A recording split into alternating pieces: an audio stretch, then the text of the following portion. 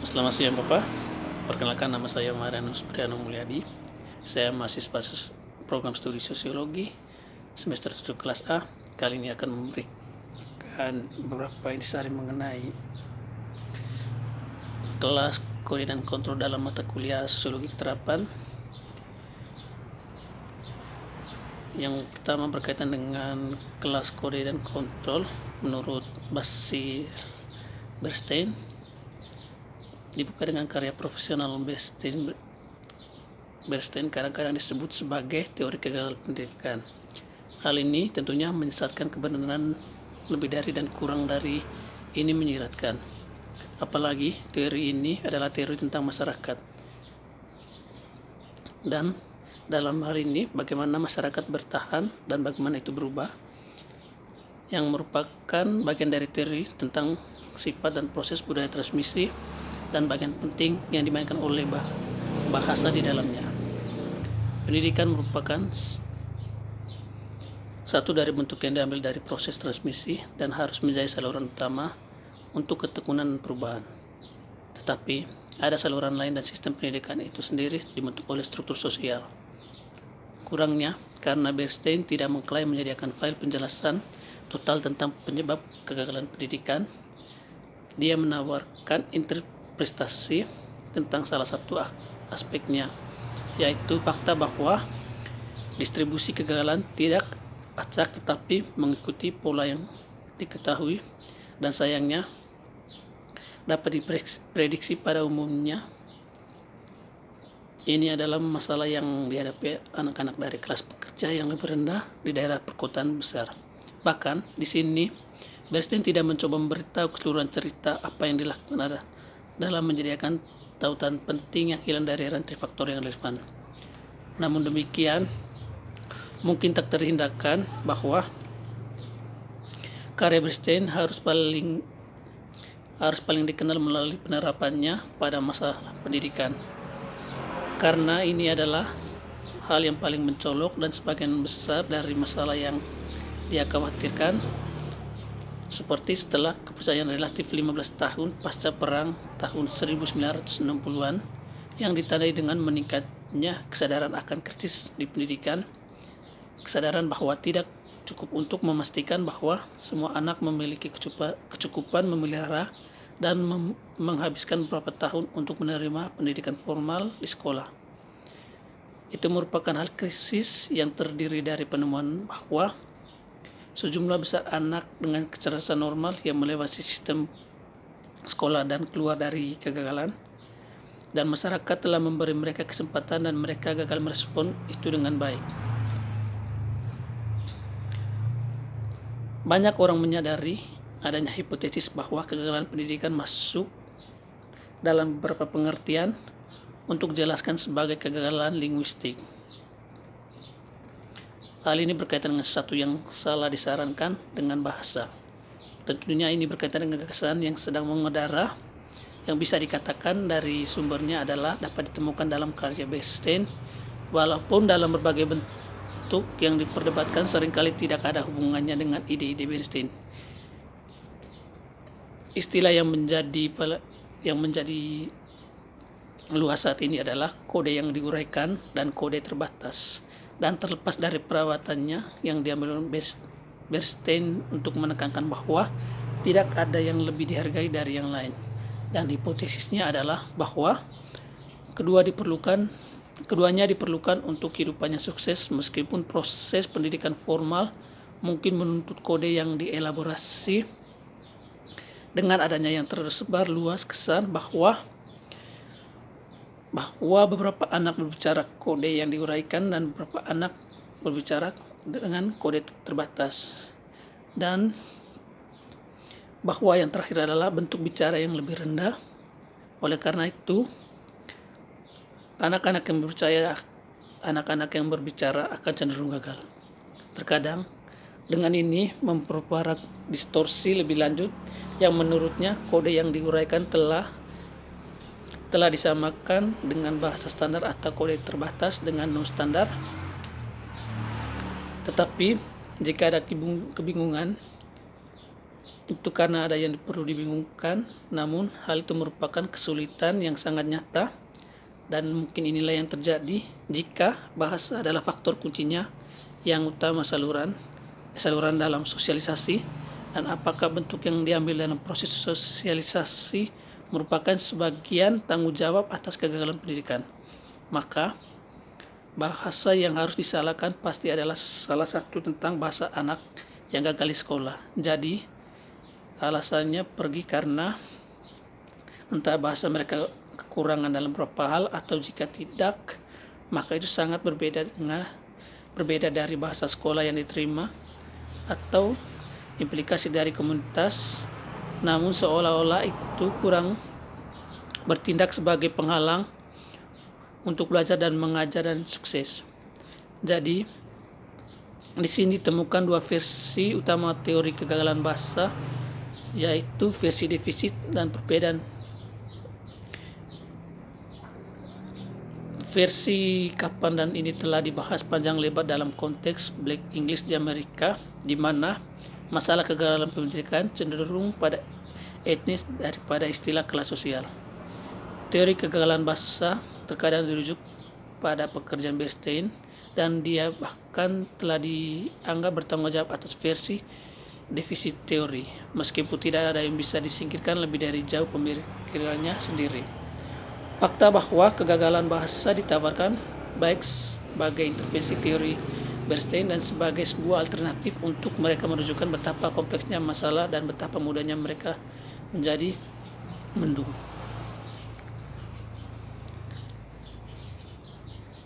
Seperti menurut versi defisit dari teorinya, anak-anak yang gagal di sekolah karena tidak memiliki cukup bahasa. Dengan begitu, menjadi perlu untuk mengatakan di mana dalam bahasanya kekurangannya itu terletak, dan menurut teori terletak pada lebih dari satu suara, kata, konstruksi, dan makna. Mungkin saat ini hanya sedikit yang mendiagnosis masalah tersebut sebagai kekurangan sesuara, meskipun pandangan tugasnya adalah mengajar mereka berbicara dengan benar. Tentang pendidikan masih sama dan mungkin dianggap menyeratkan di sepertiga varian teori. Tidak cukup berkosakata, tidak cukup tata bahasa atau struktur dalam jargon kontemporer, dan lebih jarang agak canggih alternatif, tidak cukup makna. Ini tidak bisa secara serius disebut teori, tetapi beberapa orang yang akan dengan keras menyangkalnya jika itu diberikan kepada mereka dalam bentuk berperilaku seolah-olah mereka memegang pandangan ini karena mereka telah mengenal bahasa Inggris yang baik. Jadi jelas mereka tidak berpikir bahwa memiliki sumber daya yang mereka pegang, yang harus berpikir secara serius dengan niat baik, yang telah memikirkan masalah dan sangat ingin menemukan solusinya.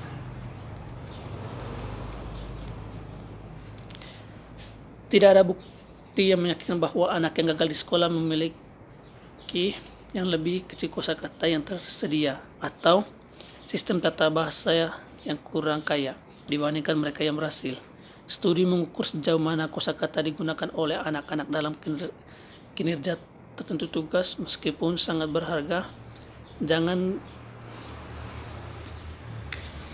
beritahu tentang sumber daya totalnya dan formulasi ukuran keseluruhan kosakata. Anak-anak cenderung menyembunyikan beberapa asumsi yang meragukan sifat bahasa, seperti seorang tidak dapat benar-benar memisahkan kosakata dari tata bahasa ataupun membentuk satu komponen dalam sistem linguistik, serta mengukur satu tanpa yang lain demi menyesatkan individu, serta mengembangkan potensi lebih dengan memperbesar sumber gramatikalnya, sedangkan yang lain atau individu yang sama pada waktu yang berbeda melakukannya dengan membangun kosakata yang lebih besar.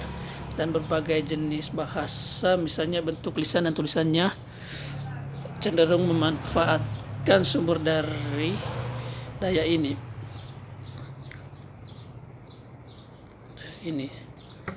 Tetapi Dengan kata lain, tidak ada cara yang dapat digunakan mengatakan anak ini memiliki intervensi linguistik yang lebih kecil dan tidak akan banyak membantu jika bisa, tetapi ada kelemahan yang lebih serius dari teori defisit. Jika ada defisit, maka harus bertanya, tapi tidak ada gunanya kita mempertahankan bahwa dia tahu bentuk linguistik tapi dapat menggunakannya. Tentu saja semua orang mungkin dapat mendapatkan arti sebuah kata atau konstruksinya salah, tapi bukan itu pertanyaannya. Fakta bahwa penuntunan untuk mengajukan pertanyaan dengan cara ini adalah indikasi dan kekeliruan dalam teori yang sifatnya dapat kita lihat bahkan lebih jelas ketika kita mengajukan pertanyaan canggung lainnya. Dengan kata lain, anggapannya adalah bahwa sekelompok orang atau kelompok kelas sosial, kelompok etnis, keluarga jenis atau yang lainnya yang bahasanya kurang dalam istilah linguistik itu adalah dialek sosial yang kurang baik seperti kesalahan yang menjadi jelas yang seperti yang ditujukan oleh Joan Baras dalam konteks serupa. Gagasan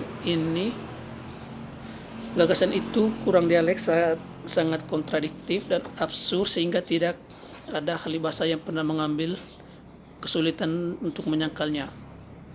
Mungkin sudah waktunya untuk membuat penyangkalan eksplisit dengan versi perbedaan dari teori tersebut. Ini berlaku untuk beberapa anak berbeda dari bahasa lain. Ini tidak mudah dipertahankan.